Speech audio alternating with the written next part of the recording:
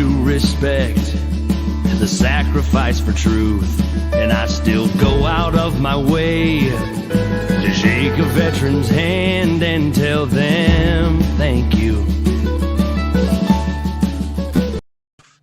Hey folks, welcome to the Conversation with Santos. It is our 9th installment in the whole entire thing, so I appreciate it. I hope you guys enjoyed the intro. Let me pull up the comments. Again, this is a new program, still working out the kinks, but hopefully everybody had a great day. I know I definitely did. It was a slow day at work, but it was definitely fulfilling. Got up around 4 o'clock, did my thing. Typical. So let's see here. I'm a little slow at this. Robert Santos is live. Again, as you guys know, the comments don't necessarily always air in sync, so I like to pull out my phone to make sure I see everybody. How you doing, Andy? Thank you for joining. Mindy, Angel, James, thank you. I guess we'll start off with my first thing is definitely let everyone know, and we're going to reiterate this as many times as we have to, the absentee ballots. Make sure we go out there. No banners. There we go. All right. Absentee ballots. Make sure you guys request yours. Go to your Board of Elections. Let them know, hey, I need an absentee ballot request form. Fill it out. They should send it in to you by the following week.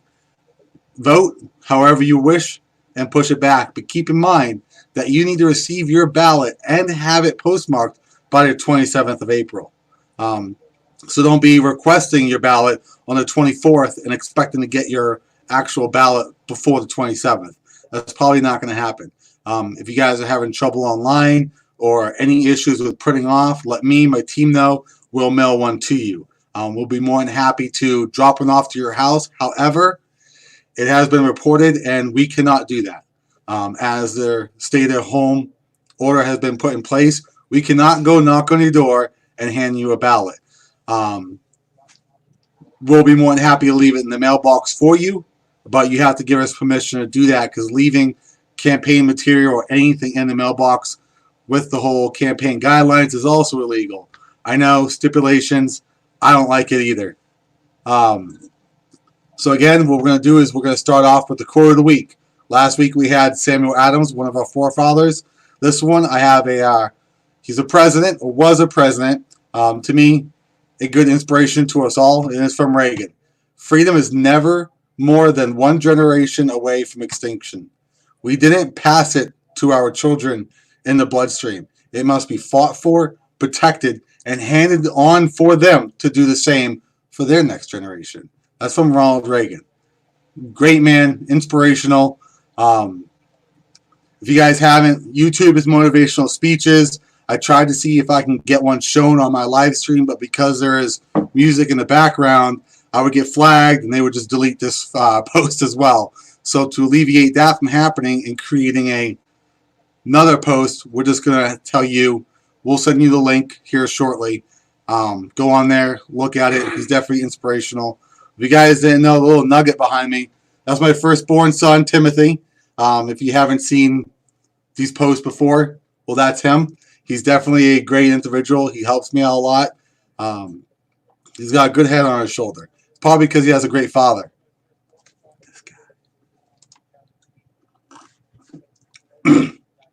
So the first thing I want to talk about and how we're going to start doing this, I want to talk about multiple things that definitely answer a lot of comments. Again, if I miss you, I'm sorry. In order for me to see that you're logged on, I got to look at my phone. But I'd hate to look down the whole time and talk to you, and it looks like I'm not even talking to you. So definitely appreciate everyone joining. What we're going to do is we're going to talk about one thing political and then do something personal and then keep going back and forth. So that way this is not a full-fledged political word vomit or just me talking about what size shoe I wear. So the first thing I want to talk about was what was brought up to me the other day was my feelings for our current governor, DeWine. I don't hate the man. I am really grateful for him trying to do what he can in our current situation. However, I still am disappointed in him bringing in the refugees, the illegal immigrants, the red flag, or excuse me, the pink flag laws that he's trying to implement to restrict our Second Amendment constitutional right. I don't appreciate that, and I'm very disappointed in that. Would I work with him? I would work with him every day he is a governor to ensure the people's lives are better. But I have perceived my whole entire campaign that I will call out even my own party when they are doing something that is not good for the people. So I don't hate the man. I'm neutral. I won't say I like him. I won't say I hate him. I will work with him just like you would work with a coworker. Not all coworkers you like, but you work to make the mission complete. My mission will be to ensure each and every single one of your lives get better. So right now we're going to go to a question. If anyone has a question about that, it's perfectly fine. Let me scroll up. I'll go to a question, and we'll talk about our first topic for the day. I am not cold, no, Angel. I just, I'm wearing the same two shirts every time I'm doing one of these videos, and I figured, hey, I'm going to wear my Marine Corps hoodie, so that way you guys can see I definitely support the Marine Corps, all branches for that matter. Hey, Johanna, John, Mindy, Jeannie. People just get cold for no reason, and then some people just wear short sleeves and feel like it's hot. That's the man. Sydney, I'm District 13 in Ohio. That is most of Mahoning, Trumbull, Portage, Cuyahoga, Stark County. It's pretty much the Mahoning Valley, but the way it is, it's like a jigsaw puzzle. It's a majority of Trumbull and Mahoning, and as it goes to the west towards Portage and then Akron area, it becomes like a little jigsaw puzzle. If you like, we'll be more than happy to put a link on so you can see where you actually live or in conjunction to the district. If you want, you can private message me your address. We'll look it up for you, and we can determine what district you're in. Hey, Matthew, Liz, Bill, Trudy, thank you for joining. Again, if I miss anybody, I apologize. So the first actual political topic I want to talk about today is HR 5717. We brought it up before, but it's about restricting our gun rights. We're going to pull it up here real quick. I thought I did have it up there, so I apologize for the delay in that one. All right.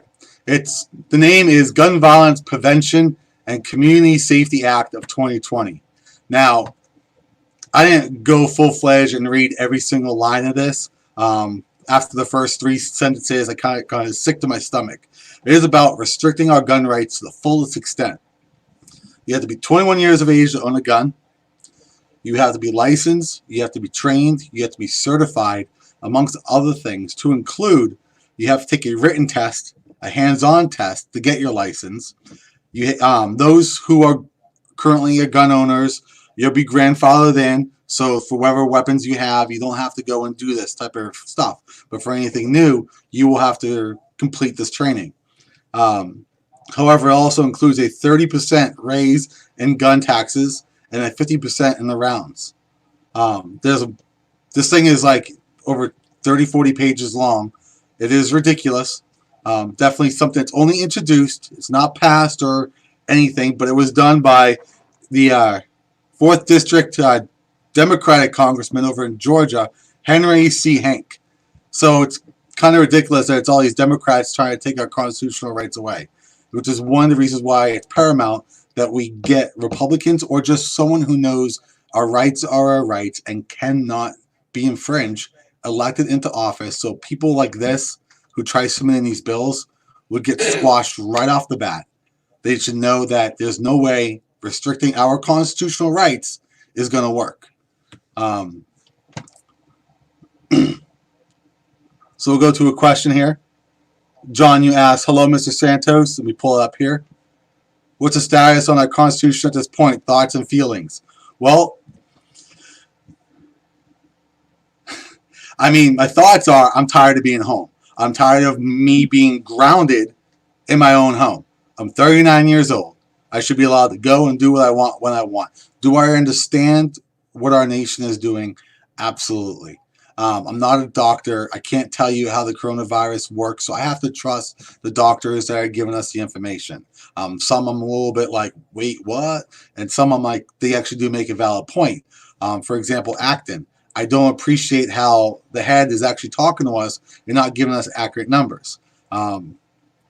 This was actually discussed earlier today, but it turns out that there are some individuals who were passed away who were just added to the coronavirus numbers, so that way it made it look like the deaths were higher than it really is. Also, the numbers aren't 100% accurate. With that has to do with, I honestly think I had it. Was I tested? No. It was like December, January timeframe where I thought I think I had it. Back then I was sick, cold chills, whole 9 yards, but they can't test me for it. But they can test my antibodies to see if I did have it. Now, there's a lot of individuals such as myself who did have the symptoms, possibly did have it. Now, we're not a factor in those percentages. If we were, their percentages for deaths would have been lower. Now, one death is way too much, but I understand illness is illness, and it's really sometimes, I hate to pull religion on individuals who don't believe in God. I'm not trying to offend anybody, but sometimes it's in the hand of whatever God that you believe in. But as for the status of our Constitution, it's kind of being violated. It really is. Benjamin Franklin, I believe, is one who said it, is that second that we give up our freedom for safety, we don't deserve neither. So it's kind of a catch-22. I get what they're doing, but they better give us a timeline on when it'll be up, because a lot of people are getting a little flustered and a little anxious. So that's my thoughts on that one. Some people think the government's doing the right thing, keeping us home, because so none of the people gets more sick. Okay. And some people don't think it, since they can't go outside and get stuff they need. Yeah, it's a horrible situation. I mean, he's brilliant. It is horrible. Sometimes we have to do what needs to get done, even though we like it. Sometimes, I mean, everyone has their own opinion. Yes, and I ground you sometimes, right? Mm-hmm. And you don't like it, but you understand why, right? Yes. Yes. So we get it, we understand, but we don't have to like it. We go through them. William, thank you for watching. Mindy, Lisa, Jerry, Angel, Barb. I think I called Angel already. Again, if you guys don't know, the reason why I'm looking down, I can't see who's joining on the program we're using, but this program is great because I can pull out bullets. You guys can read what I'm reading. You'll see what I'm seeing. So we covered that. So we'll go over a few questions here.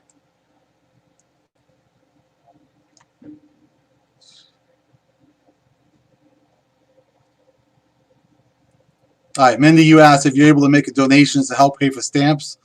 You can, if you like. Let me create a different link so that way it's not connected to the campaign for stamps for helping out. That's great. They'd be very much appreciated. I'll get back to you on that one, though, Mindy. I'm most interested in this. That's fine. See this. Why did you appearance shame Tim Ryan when you could shame him on his world record alone? I have been shaming him both ways, Lisa. I mean, I do get what you're saying. Just talking about his appearance is not a good way to attack someone you're going against. And I get it. And if that's all I had, I shouldn't be running. If all I had was to attack him on his appearance, then I definitely should not be worthy enough to run for office. However, I am able to do a better job than him. I have attacked his record as well. I'm not trying to dumb you out, but you make a great point. So I apologize if you didn't see some of my attacks or mudslinging, if you will, against his record. I have said in the past that he has sponsored over 174 bills in his 18 years in tenure. Only 174. And 3 of them passed. 2 of them were to rename a building. And 1 of them was like a building reallocation. So that's ridiculous. Also, there were a lot of bills that were being submitted just recently, not just by Tim Ryan, but a bunch of people, Republican and Democrats all together. However, the text of the bill has not been put in the congressional website, so I cannot read it. But reading the title of it shows me that there's a lot of double bills being made, which is a waste of time. Which tells me, which I brought up on my last podcast, was that it's wasting time because there's no communication. The Democrats should be communicating together, saying, oh, okay, hey, John, you're going to take the lead on this one. Great. Or Jill, you're going to take the lead on this one. Got it. Instead of all 5 of us creating our own versions of one bill and then submitting it all. It's a waste of time because now when they present it and introduce the bill, they're hearing it from all 5 people.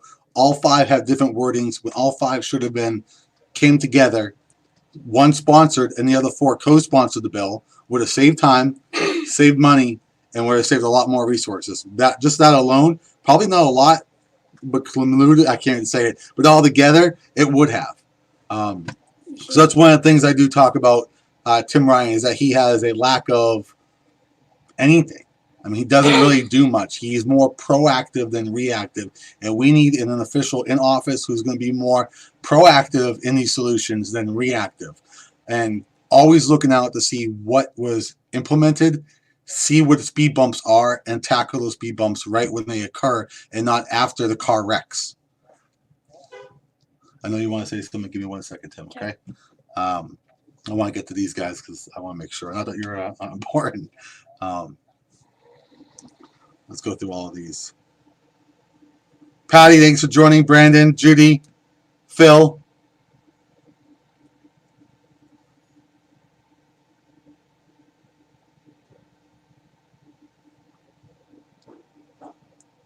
All right, Dave, you said let me look for yours so I can pull it up here real quick. You posted this last night, and do you agree? All right, it's a little long for me to put it on the screen, so I'll read it out loud, whatever doesn't show up.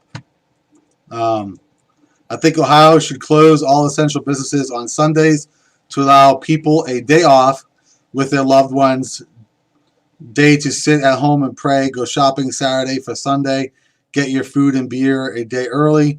Not rocket science. Give these people a break. They are risking their lives every day being around people who could be carrying the virus but still come to work every day. This would be one day less of contact. You know what? I get what you're saying, Dave. I really do. I mean, this can go either way. Would I force a business to shut down on Sunday? No, because I would never force anyone to do anything. Would I recommend it for something like that? I see it. We used to do it. Sunday used to be shut down, which is why Pearl Harbor happened. They knew we were all closed down, and then they decided to attack us on a Sunday morning while we were at church. Now, I know that's not going to happen again. We are better military. We have better defense. But I would probably make it more of a suggestion than to force businesses to close. Because look at right now, we're already forcing businesses to close the essential, not the non-essential ones, and they're already throwing a fit. And if we force all businesses to shut down on Sunday, it's going to be too much of a gaggle. So, I mean, for that, I would make it more of a suggestion. But I'd be more than happy to discuss it further, and we can go into details, and we can come together and have a good solution. So I have no problem talking to you later and getting more the nits and gritties of that. But that is a good point. I learned something new. I don't know if it's true, but the coronavirus can carry on your shoes if you go on a shopping. And I think this is true, but I don't know. But coronavirus can only stay on the plastic for 3 days. Yeah, that's good information that you learned that. Mm-hmm. It's always changing. Like one day they'll say this, next day they'll say that, which is one of the reasons why we're getting frustrated a lot. That's why I say No, you're fine. You're fine. But one of the reasons why we get frustrated is because of lack of information we're getting from medical, and why everyone here gets frustrated too. First they say do this, then they say do that, then they say, oh, you don't have to do that. Or, hey, it's 4 days, 5 days, 10 days, 20 days. Wear a mask. Don't wear a mask. It's frustrating because we don't like not to know. We don't like to be in limbo. All we want is information, and it's unfortunately they don't have the information to give us. Hey, David, thanks for joining. Jim, Mike. What? Trumblers. Oh, don't worry about it. Brandon, thanks for joining. So I guess we'll go to someone personal. Well, I'm a Red Sox fan, and I'm a Patriots fan. So don't argue with that. Everyone has their opinion. I mean, don't get me wrong. I like the Browns. I mean, I don't not like the Browns. But if we look at it this way, they're not going to lose a game this season. And I don't know. Someone told me something about the Steelers. Is that a new team? Because I've never heard of the Steelers. I heard it. Sorry, Angel. I heard of the Steelers like 1,000 times because Mr. Sandy is our computer class teacher, and he likes the Steelers. Ah, okay. Let's go for your question. If I missed a few questions, again, just reiterating everybody, I do go through this day before I do my next video, and I'll cover anything. Obviously, we're doing a little different format. I want to make sure I talk instead of just answer questions. But I also wanted to answer questions as well. But I wanted you guys to get to know me and where I stand on certain issues. So let's see here.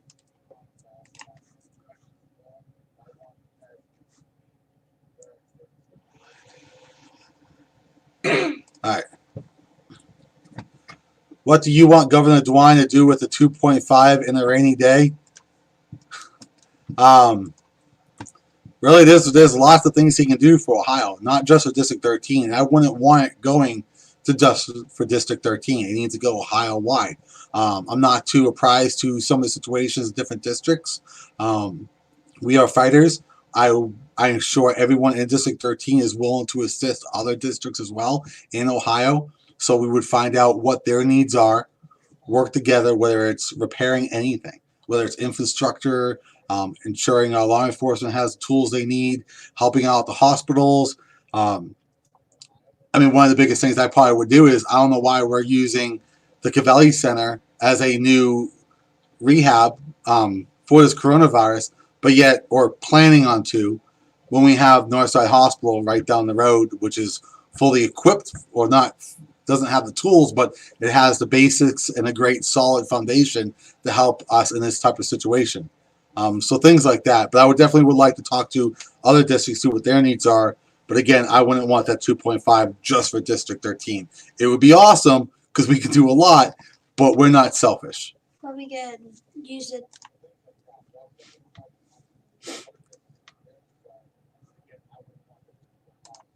Johnny mentioned gas prices is five.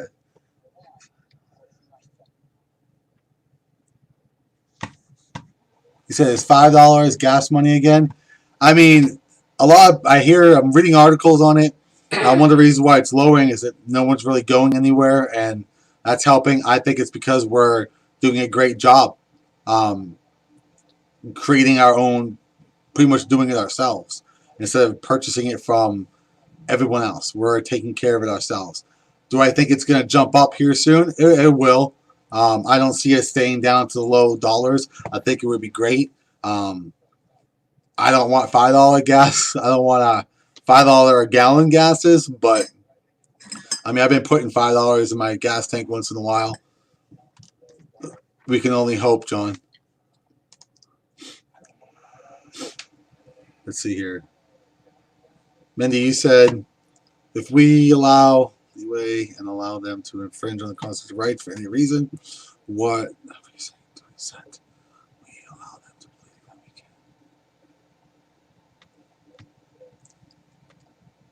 Yeah, no, I agree. I mean, at what point do we say, hey, this is unconstitutional, or we get it? Really, nothing like this is really in detail. I don't think our forefathers planned for this, but we do have regulations put in place for this. However, I think the regulations should say that there is a time limit on this type of power.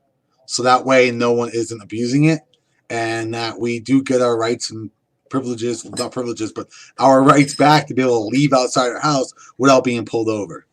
So adding to DeWine's and the health and everything power, saying it has to be limited, is actually a good thing. I think I missed quite a few. Let's see here.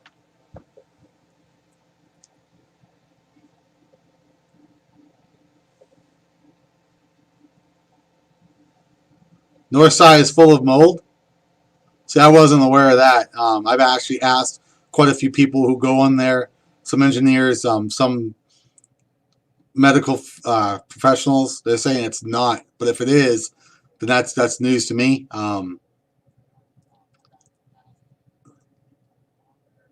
But if it is, that's definitely not a good place for us. I mean, I kind of see how it probably would be. It's been a couple years. So, but I mean, I'm sure a good cleaning, as long as it's not black mold, it definitely is easily taken care of.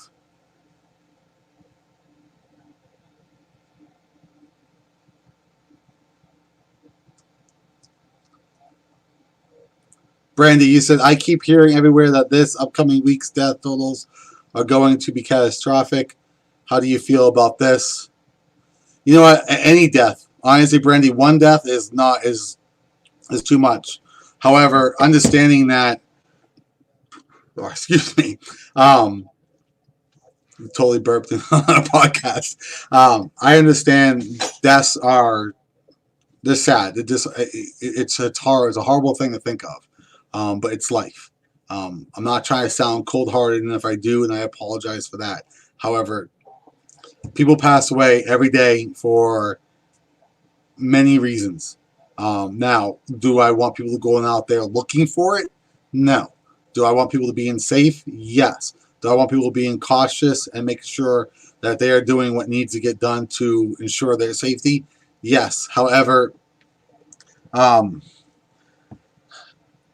don't think the deaths will be catastrophic. I think one of the researches that I will post it up later.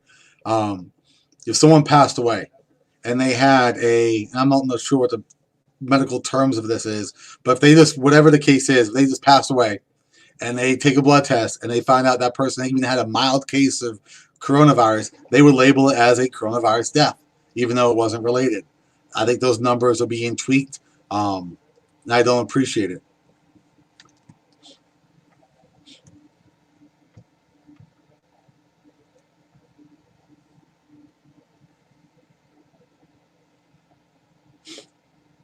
Yeah, see, I wasn't, I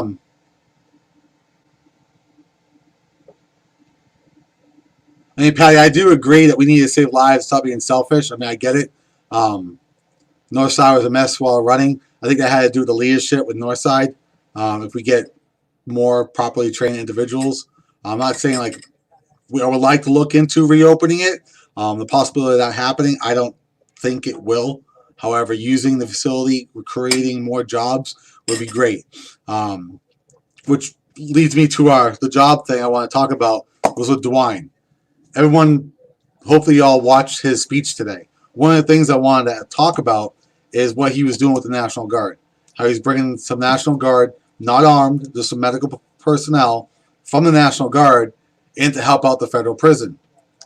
My question I wanted to ask DeWine was, the majority of the National Guard are reservists. So they only work 1 week in a month, 2 weeks a year, unless they're activated. So these individuals, are they activated or are they active duty, like full-time military? Or were they reservists? And if they were reservists working 1 week in a month, 2 weeks a year, what were they doing before they were forcefully activated and forced to work in a prison? Now, my question is, if they're working in the prison to help the medical department out, so that way they don't have a huge influx of coronavirus cases, I get it. But if they're in the National Guard as a nurse, a BSN, RN, a doctor, whatever, then the chances are they have the skills of a nurse, doctor, BSN, whatever. What were they doing in the civilian life? Were they a nurse? Were they a doctor? Because guess what you just did? You just deprived that hospital of that nurse, that doctor, that medical assistant, which is now, what are you doing? I just want to know, what were these individuals doing before they were activated? Now, were they working a street sweeping job? Were they working as a bartender or whatever? Let us know, because we need to make sure that we are not taking away from our hospitals to help out a federal prison. Now, I understand everyone's lives are equal, but when you take one person who's helping a COVID epidemic and moving him somewhere else, now the other place is suffering. So that's the question I would like to ask DeWine before he makes a decision. Now, he didn't bother answering that question. I tried calling in to see if I can get that question asked, but still haven't heard anything. What's going on with all these non-violent prisoners being evaluated for release from Elkton? What I heard, Johanna, from DeWine, was saying individuals who are close to release, hopefully when he says the word close, he's talking about like a week or maybe a couple days before they're actually released, to see if they can get released that much sooner. That I would be okay with, as long as they evaluate just as if they were going to be evaluated that day they were going to be released. But releasing people 2-3 years prior, I'm not okay with it. He did specify that he is not releasing anyone that's a sex offender, any violent individuals, which is good.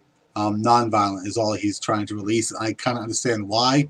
Do I wholly agree with it? No, but I'm sure there's factors that he knows that he's not telling us, and to make a proper official statement, I would like to know what those facts are. But do I think he's doing it just to pull up his numbers? I don't think so. I think he is doing the best interest at heart here. Yes, Dave, I know. That's why I'm kind of like skeptical on why. But he says he's not releasing any sex offenders or severely bad people. So I'm wondering. I mean, I really wish I had data he's talking about. Whether he is officially telling us everything, I doubt it. But I hope he would.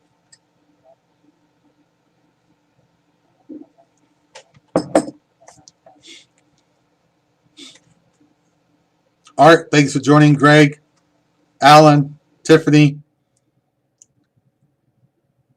Craig, thank you guys again. You know, if I didn't announce you, I apologize again.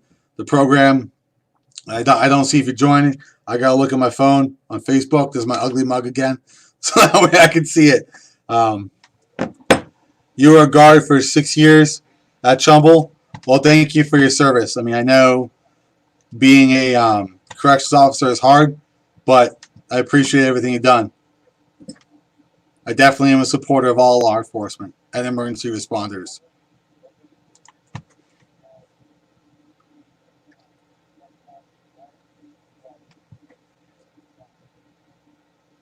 Mike, I misunderstood your question. He said, why are they doing that combined? If you could specify, I may have missed the previous comment, which led to your comment.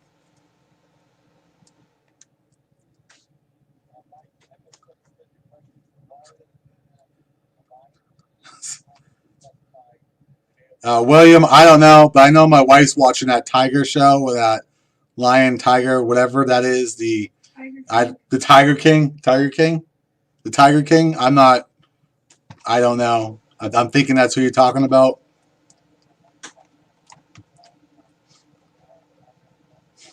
Thank you. But again, if you guys haven't, we'll go over some things that my campaign is doing. One, if you all need help grocery shopping, needing to pick up your pharmaceuticals, whatever the case needs, let us know. We're more happy to do the shopping for you. We actually contacted law enforcement. That is still essential, so we can do that for you. We'll be more than happy to. Just give us a call, shoot us a private message. We'll go grocery store shopping for you. We'll ensure there's no contact. We'll make sure we leave their groceries on the porch for you if you wish. We'll even have a can of Lysol. We'll spray it all down for you. We wear gloves. We'll wear masks if we can find them again. But however, we'll do whatever we can to help you out, because I know I'm a young individual, 39. I am healthy, and I hate to see someone who is immune compromised or is high risk to being greatly devastated by the coronavirus, affected by going to the grocery store and touching something or walking by somebody, because I know the 6 feet is not really implied or even used at the grocery store. So if you guys need help with that, let us know. I'll be more than happy to help you out. Yes, Angel, I'll be more than happy to.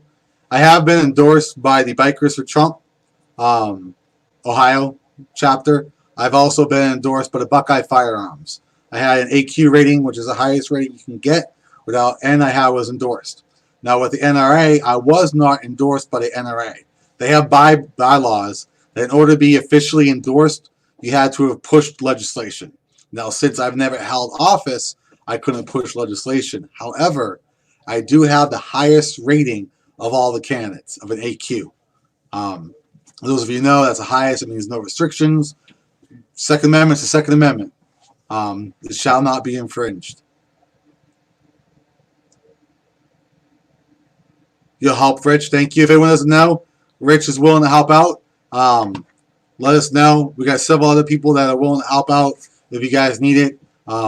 We get it. A lot of people have heart problems, or they are diabetes, or whatever the case is, where if they get sick, then they get really sick, even from the common cold.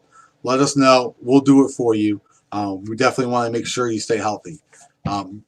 We reiterate the absentee ballot for those who have joined just recently. It's April 27th that if you have requested absentee ballot, it has to be your actual ballot that you receive has to be postmarked the 27th. What does that mean? You have to get one of these absentee ballot request forms, fill it out, send it in to your county's Board of Education. Or excuse me, yeah, Board of Education, Board of Elections. If you send it to a Board of Education, you ain't getting the ballot. Send it to your Board of Elections and make sure they send you the ballot, and it has to be stamped before the 27th. So if you guys submit one of these things on the 20th, you're not going to get your ballot back. They submit it about once every week and a half. They'll compile all the ballots and they'll send them out. I do know the last batch went out last Thursday and Friday, so I can only assume that they're doing it every Thursday and Friday. Whatever they have, they send out. So here we are, only 3 weeks away from the deadline. Now, there is, and don't leave halfway through this next statement, there is in-person voting on the 28th. However, they put vague restrictions on it. It is for disabled individuals. They're only limiting the amount of people who can in-person vote. They didn't throw a number out there. That limit could be 1, it could be 2. They also say you have to be disabled. What do they constitute disabled? Will diabetes considered disabled? I don't know. I know it is, but is that what they're going to classify as their version of disabled? I don't know. MS, ADD, asthma. I mean, those are all things that are technically considered disabled. I am technically disabled from the Marine Corps. Am I? No. So I am definitely not one that would qualify for it. If you think you qualify to vote on the 28th, my suggestion is you call down to the Board of Elections, find out if you qualify, and even then, you better pray to whatever God you worship and hope that they don't turn you around on the 28th. Because if they do, you can't vote. Because the absentee ballots need to be postmarked and delivered by the 27th. So if you show up the 28th and they say no, well, then your vote don't count. So to alleviate any type of miscommunication or your vote no counting, just request the absentee ballot. You know, you pick it up at the Board of Elections, ask one of us, we'll send it to you. They'll send you one. You fill out the paperwork, send it back to the Board of Elections, and they'll mail you with a stamp your ballot. And you have it done and make sure it's stamped before the 27th. So if anyone has any questions, PM me. I know it's a little confusing, but this whole election has been a mess. So just take it with a grain of salt. These are the cards we've been dealt. We have to play the hand that we have. Peter, thanks for joining. David, you want to know if you need a limp to go in there? I mean, I don't know if they're counting physical ailments or I really don't know. I mean, I've tried calling them. They haven't really received much direction. And this is hope that whatever happened on the night of the 16th, March 16th, doesn't happen April 27th where they say, hey, there is no in-person voting. That also could happen. DeWine can also use his, the Dr. Acton and say, no, we're not doing in-person voting at all. The in-person voting, if it does go on, is at the Board of Elections, whichever county you're in. But I don't know how much you can trust that. I mean, I know we don't know how much we can trust as absentee ballots, but what do we do? If I was in office, I definitely would be able to give you a better answer because I would be kicking down doors for each and every single one of you to make sure your rights stay your rights. I would have fought to make sure March 17th was still the election date.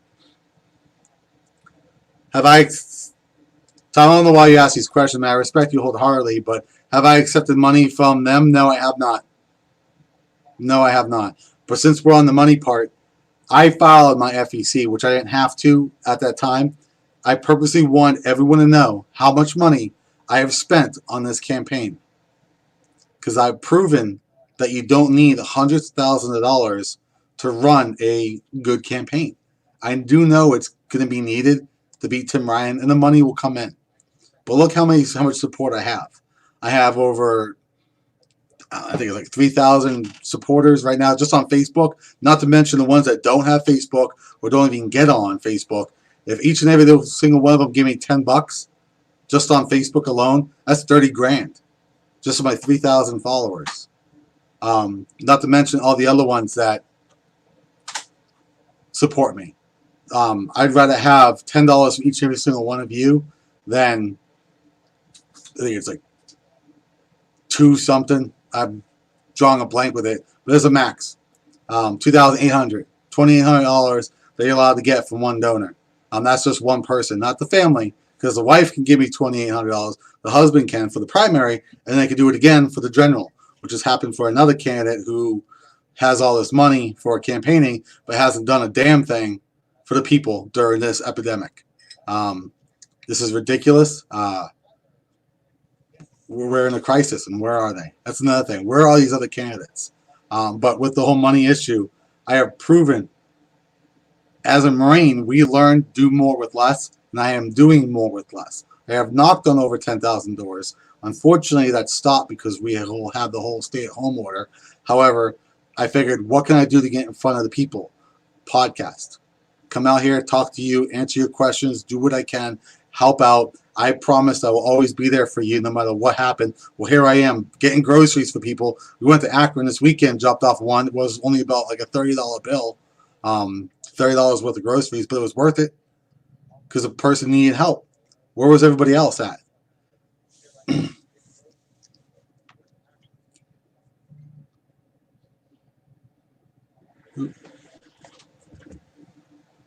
You have a question here. Yes, Barb. I'll be more than happy if you're on here looking. I just got your message with your address. We will mail one to you. I'll get it done tonight, and I'll mail it to you tomorrow morning. I'll put it in my box, and the postman will pick it up. So absolutely.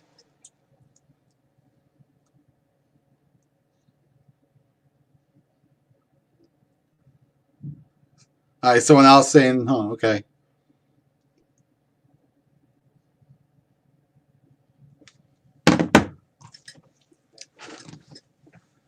Well, Michael, I mean, I get it. I get what you're saying, but I also get what Bill's saying. I mean, he's frustrated as well. If you take this whole coronavirus thing and just throw it out the window and look at what DeWine's done, I was disappointed. He's definitely not upholding to his promises that he said. He preached being pro Second Amendment, America first, but then he's allowing his refugees in, and then with the whole gun laws he's trying to restrict. My question is, since we're all being sidetracked with the coronavirus, what is he doing behind closed doors? Is he still trying to push those issues? I haven't seen anything. I've been looking, but I want to make sure that he doesn't. I don't want any of this backdoor.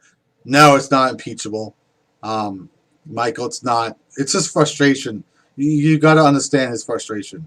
I'm frustrated too, but it's not. But it releases stress. So, I mean, I get what Bill's feeling. I really do. We just want answers and want to know why.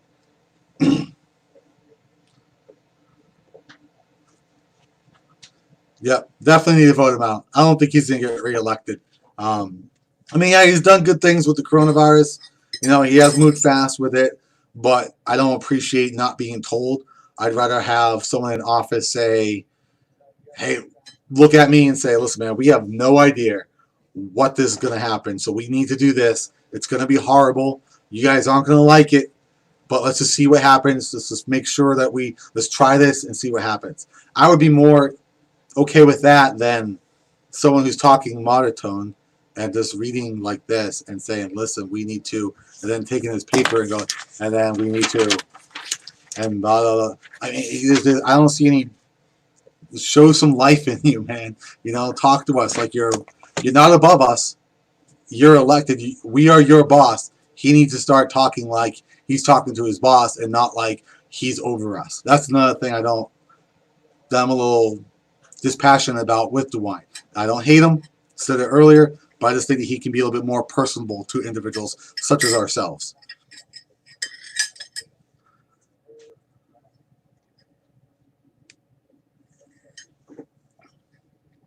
David, yeah, we do have a few left.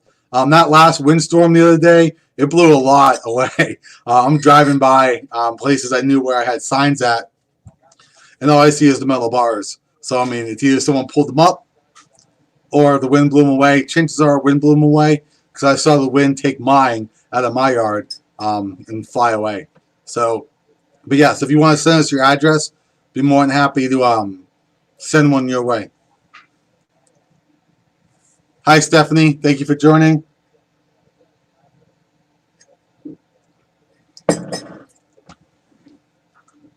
I missed a few people joining. Ryan, Barb, absolutely, you're welcome. Dawn, Georgia, Rachel, Carl, thanks for joining. We'll recap here because we're about 46 minutes in. Again, if you guys haven't gotten your ballot, request your ballot. Get it done ASAP because it's the only way you're going to be able to vote. The in-person voting, it's going on the 28th. It's only for disabled individuals. What classifies as disabled? We know, but are they going to have a different type of classification? We don't know. Call down to your Board of Elections, find out, but then who knows if that's going to get shut down too. We'll go over the quote a week for individuals who have just joined. It's from Ronald Reagan, one of the personal inspirations to a lot of people. But freedom is never more than one generation away from extinction. We didn't pass it to our children in the bloodstream. It must be fought for, protected, and handed on for them to do the same. What does that mean? And I know what it means, but this is a metaphorical question. But what does that really truly mean? Well, that means one thing. We have to keep fighting for our freedoms. We have to keep fighting for our rights, keep fighting for our America, so our America does not change and become the very thing that our forefathers fought against. We have my brothers and sisters overseas, worldwide, fighting for our rights, fighting for our freedoms, to ensure that tyranny and oppression don't seep into the United States. And look what's happening. It is. Before this coronavirus, and even still, you have people who are trying to take our rights away. You have Congressman Henry Hank trying to take our Second Amendment rights away by putting restrictions on our guns, banning a huge list of weapons, putting a 30% tax increase on guns, 50% tax increase on rounds, and doesn't even specify where those taxes are going. Obviously to the state, to government, but what it is, trying to hold my composure because it's pissing me off that we have people in office trying to take our rights away. The Constitution was written by our forefathers to ensure we do not become the very thing that we fought against because we do not want to be oppressed. We do not want to be told what to do. The United States, the states, created our government. The government did not create the states. We created the government. We control the government. It's time we elect individuals in office who will ensure the government gives the power back to the states and let the states rule themselves with the assistance of the government. But the government needs to release some ties. All right. At some point, you got to let your kids go and see how they go on their own. Well, the government's been taking the rings on. If I sit there and tell him when to eat, when to sleep, when to do everything, he's never going to learn how to live on his own. And what do you think the government's doing? They're telling us how to eat, how to sleep, how to live, when to go to work, when to do this, when to do that. We need to stop that. We need to make sure we have elected individuals in office who will ensure the power goes back to the states and let the states run the states. I mean, obviously we don't want a California. At that point is when you want the government to step in and say, hey, what you're doing is not working. You need to fix it up a little bit. But they were ridiculous. They did whatever it is that they want to do. Whatever. California needs to become its own. California's California. Good job, Pelosi. But yeah, like for example, I think it was Carter that created the Department of Education when we went from the top 5 in literacy to the 27th. So obviously that didn't work. Whatever was implemented was what we're doing now. It did not work.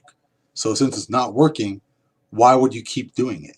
If you get wounded and you poke your wound with a stick and it keeps hurting, are you going to keep poking it? Or are you going to say, well, maybe this is something we should not be doing? Well, they just kept poking. And it's getting worse. And look at our education system now. It's failing. When we first moved to Austintown, they were rated a 9. Now they're rated a 5. Who wants to move to an area that's rated a 5 for schools? I don't. When we were here, it was a 9, so it was a great school. Right now, it's rated a 5. Whose fault is that? For me, I look at it as you need to look at every single individual, including the Board of Education. Get to them, the local level. What's going on? What are you doing? What do you need help with? That's why when I get to office, I plan on helping every single individual, including our state reps, commissioners, the trustees, Board of Education. We all should be a team with one ultimate goal: improving the lives of the people. That's why we run for office. Well, most people run for office, not why Tim ran for office. But I hear he ran a good campaign when he first did. He was all pro people, but then he got up there and got sucked into Pelosi. And he's now part of he's a little puppet master. He's forgot about the people. Right now we have Republicans and Democrats. I'm proud to be a Republican. I really am. But when I go up there, I'm not going to vote yes on a Republican order that's going to be devastated to our district. I'm not going to vote no to a Democratic bill that's going to help our district out. Are there many out there from the Democratic side? No. But if there was, I would not be opposed to it. I don't care if it's a DNR on the bill. I only care if it's going to help us and improve the lives of our kids. That's all that matters. No matter what we do now is not going to affect us. It's going to affect our kids. And that is the ultimate goal, is to improve the lives of our children. Right, she said, Ryan is part of the problem. Let's put a patriot in office. It is. You know, I mean, honestly, it was the last quote last week. I'll pop it up. I mean, it's pretty much the same thing. It's done by Samuel Adams. It says, this was last week's quote. If was ever time should come when vain and inspiring men shall possess the highest seats in government, our country will stand in need of its experienced patriots to prevent its ruin. Just found this last week, which is why it was the quote of last week.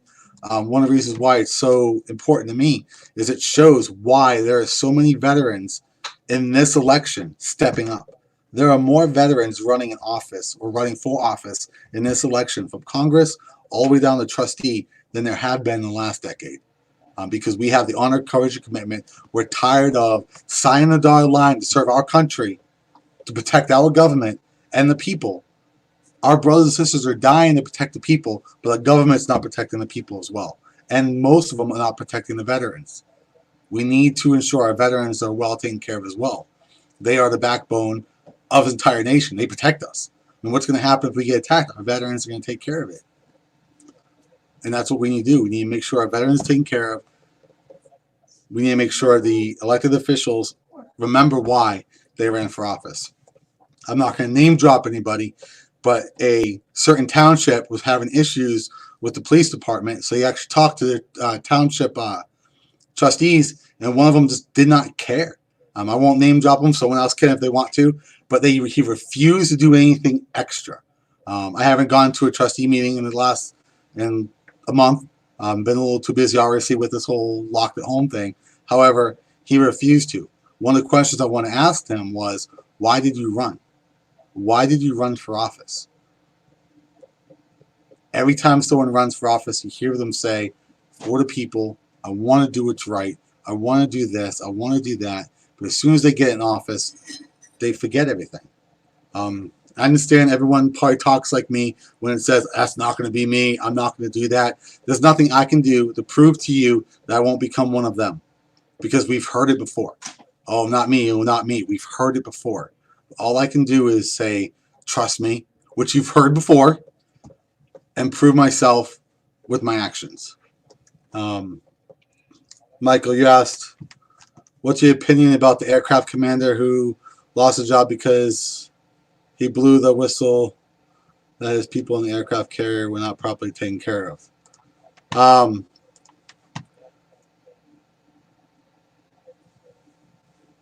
If that was the whole reason why he got fired, it's ridiculous. I was in the military for 11 years, Michael. Send me the link so I can read the entire story. But if that was it, if he just said my guy's not being taken care of and he got fired, that's wrong in so many ways. But there's got to be other things going on, and I would like to know what those are before I say, hey, it is wrong. But if I go off of just that statement, it's total Bravo Sierra, and it needs to stop. It's uncalled for, and he should not have lost his job. However, until I hear or see every detail to that situation, I mean, there's got to be some surrounding added juice to that.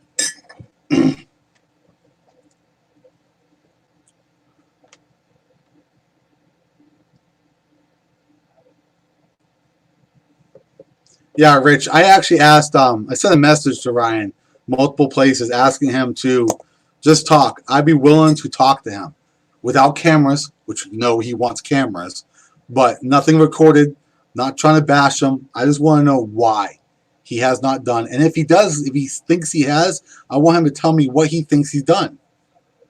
Because he has, I truly believe, a great district. The people, all of you, care about one another. You may bash and cuss them out and say bleep you or stick your finger out the window when you're driving by them because they cut you off or you think they cut, whatever the case is.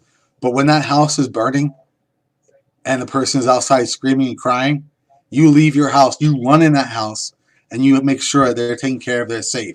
You see someone's in a car accident, you stop, we pull over, we make sure they're okay. We have an outstanding residents in District 13. This is Ohio in general. They're out. They do legitimately care. They may not say it out there in the open, but we do. So he has hard workers in his district.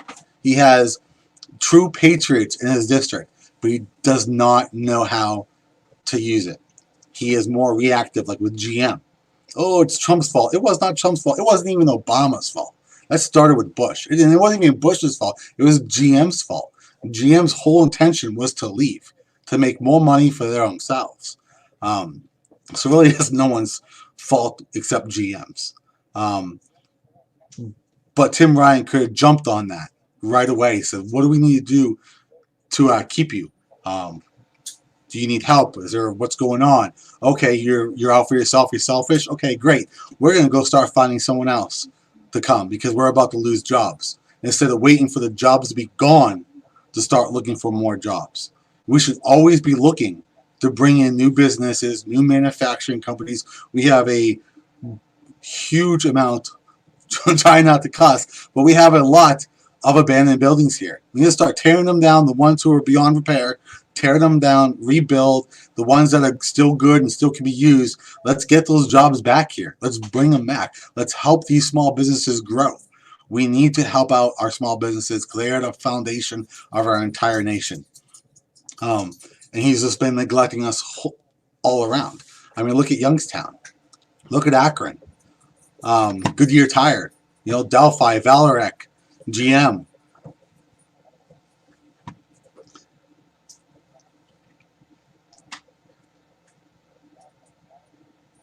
Do you have to have, David, you asked, do you have to have a college education? No, you do not.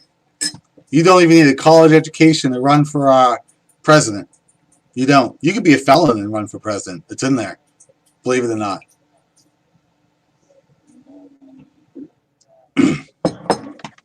So no, you don't.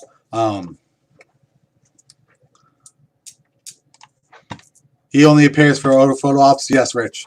One of the things I was disappointed in was, I make it quick. We're running at an hour right now, which I don't mind staying if we have more questions. Trust me. Is that at the Canfield Fair, we all know the Democratic tent was completely empty, but he showed up. One of the things, and I probably not going to, don't quote me on this because I'm thinking I'm going to mess this quote up.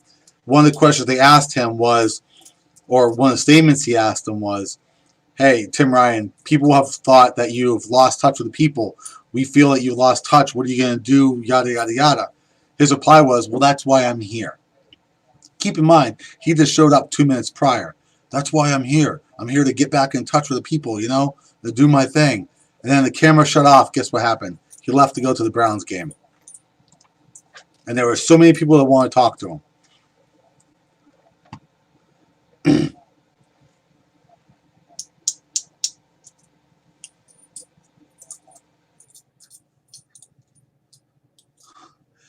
I would hope not. I have one, but there's not much. Yeah, but honestly though, David, one of the reasons why, and I'm kind of okay with it. I mean, I have an associate's degree in criminal justice. I got it before I joined the Marine Corps. But when I was in the Marine Corps, it was school after school after school. I have certificates. Could never really go for an actual program, but I was always furthering my education. The reason being is the way the military works, I'll make this real quick, is that I was a night worker. I always worked night shift. So I worked from, I forget the times, but I went to work when when the sun went down, and I went home when the sun got up. So it was hard to find a class that would pretty much help me out with my actual schedule. So we have to contact the teachers. Now, on a military base, they're outstanding. They will do whatever they can to help us out. However, the teachers say in order for me to hold a class, I got to have like 5 or 6 people want to go as well. So trying to find 5 or 6 other individuals who are willing to take a class at 1 o'clock in the morning was kind of hard.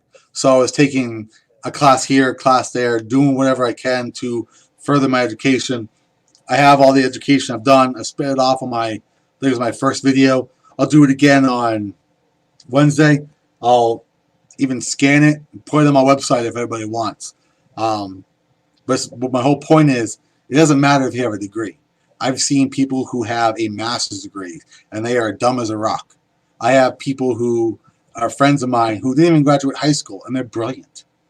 So the college degree, although it looks good, I prefer to go for the individual's intelligence.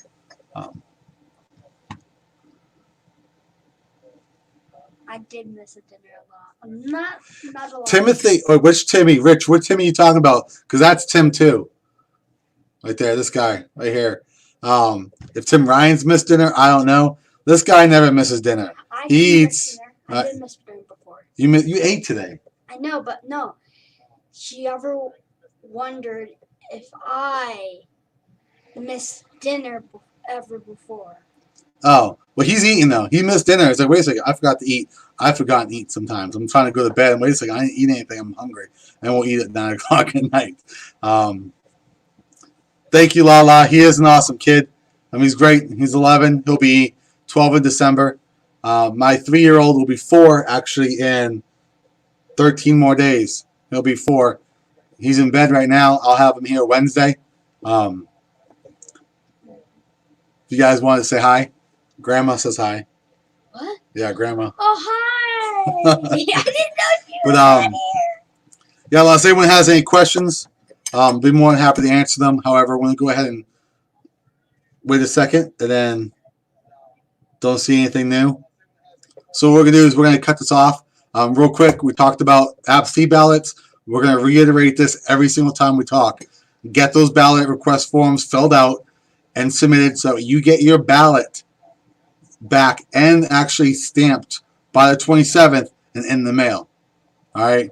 If you guys don't, he's talking about Tim Ryan. Yeah. If you guys don't, you're not going to get your vote's not going to count. If you're having trouble picking up the ballot, let us know.